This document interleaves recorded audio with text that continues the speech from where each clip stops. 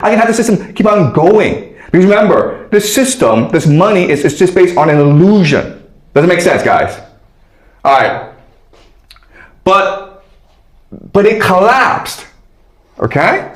So that's something that we're going to look at today. All right. So as you can see from, but what people don't tell you is this. There are actually people who made a lot of money because of the collapse. How much money did he make in this collapse? $20 billion, guys. That's a lot of money. $20 billion. How did he make his money? He made his money by betting that the house market would collapse. You understand what happened? Jamie Dimon.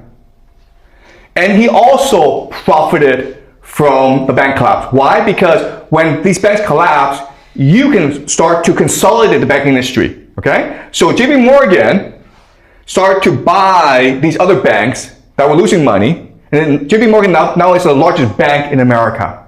Okay? This is 2008. Okay? So it's gravity. Eventually, a bubble has to collapse. Well, okay, well, today we have two bubbles. We have something called the private equity bubble, private credit bubble, okay, where private banks lend money to private companies. And it is the most powerful bank in the world. All right, and you think that, okay, this must be public. No, it's not public. It's just run in the best, it's managed for the best interest of powerful people in the world, okay? I need a bank to lend me money to buy things, but also help me facilitate transactions. Okay, and this is the idea of transnational capital. This Bank of International Settlements and Transnational Capital was helping to fund the Nazi war machine because it was profitable to do so. Okay? And you think, okay, after Hitler lost, the Americans would surely know, okay, Bank of International Settlements is evil because they helped the Nazis. Therefore, we should destroy the Bank of International Settlements, okay? But that's not what happened. After World War II, the Bank of International Settlements became even more powerful, okay? New mechanisms of international payment had to be constructed with the BIS at the center. Okay, so the world is run for money, okay? The world exists, these organizations exist in order to facilitate the easy, fluid movement of money around the world and make money God, okay? So after 2008, the Bank of International Settlements had a problem in that the global economy was slowing down. And that's because the Bank of International Settlements needed to try to buy more things from the world. And this happened starting around 2008, right? This massive surge in imports. Look at this. Look at this. Look at this. This is China. 2008. 2008, basically, China, US, Japan, Europe, their economies were about the same. The bank systems were about the same. But starting about 2008, wow! Look at this. This is all being orchestrated by the Bank of International Settlements, by a few people working behind the scenes. Look at this. Look at how crazy this is.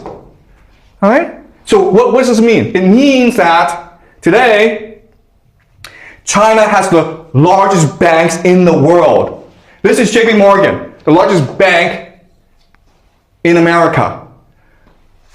This is Chinese. This is Chinese. This is Chinese. This is Chinese.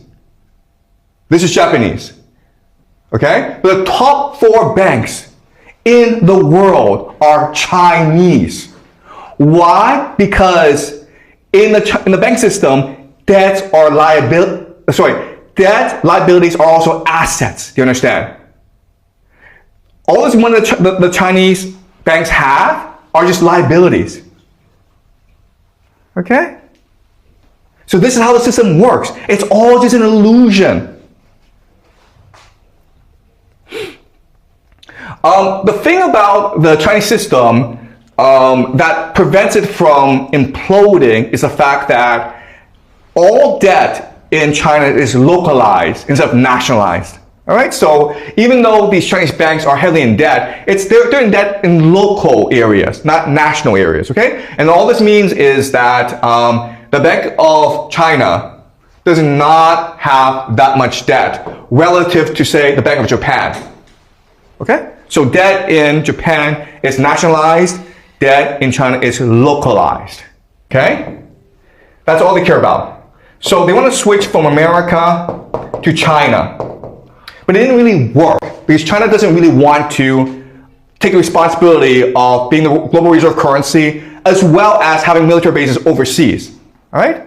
So China doesn't want to do this, and America won't let China do this.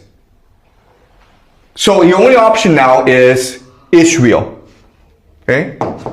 And that's why I believe that this war in Iran, what it will do is shift the center of gravity from America to Israel. Because Israel wants to be the center of the world, not China. Okay? Does that make sense, guys? Alright? The other thing you have to understand is that for this to happen, though, transnational capital needs to first collapse the American economy. And there are different ways they can do that, right? They can collapse the private credit bubble, they can collapse the AI bubble, they can collapse both at the same time. And why would they want to do that? Because as a banker, as transnational capital, you make your money through activity, right? When people go and do stuff, whether it's entrepreneurship or starting wars, but they have to go do stuff. And right now, America has a lot of problems, okay? So let's look at America's problems. First is aging, where the elite are now older and older. Therefore, they are less active, they are less energetic, they're less entrepreneurial, okay? Then you have something called quantitative easing, which is like too much money in the system. If you have too much money in the system, then people do stupid things like gamble, okay? All right? And the last problem in America is you can't win wars.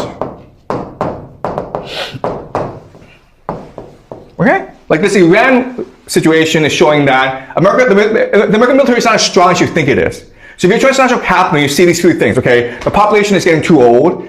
There's too much money around, so people do stupid things like gambling. And the American military is not that great. Then you're going to shift your capital from America overseas, okay?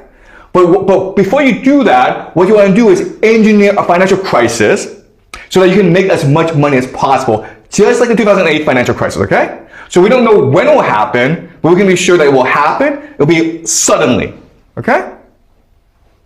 Okay, does that make sense, guys? Now, you're like, wait a minute here. Why would Trump and the Americans allow this to happen? They must know this is coming. And the answer is because it is in the long-term best interest of America for the economy to collapse and for transnational capital to go elsewhere. And this is something we'll discuss next class, okay? What the long-term American strategy is. Transnational capital is leaving America, and the Americans are like, oh my God, Bank of England, City of London, these parasites are leaving? Thank you, get out of here, man, okay? And what will happen is, once they leave, America will probably have a much brighter future. You won't understand. This is my country. This is who I am. So welcome to my house.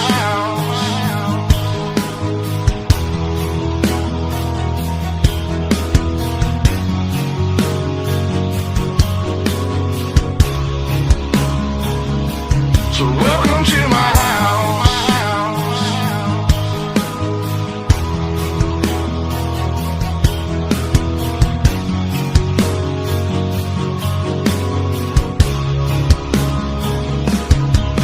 I'ma stand up in mine. You better believe it, cause today won't be your day. I can guarantee it, you should turn and walk away and get to leaving, or I'll let this 12 gauge do all my speaking. Don't push me on the edge, boy. Don't push me on the edge, boy. Cause I'm aiming for your head, boy. Cause I'm aiming for your head, boy. And all I see is red, boy. And all I see is red, boy. I told you not to cross that line. I told you not to cross that line. I'm giving you a chance, boy. I'm giving you a chance, you see boy. The devil in a glance, boy. The devil in a glance, boy. I can knock you out your pants, boy. Knock you out your pants, boy. I told you not to.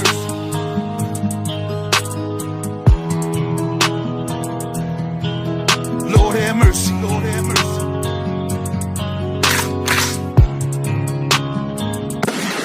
Y'all was coming in.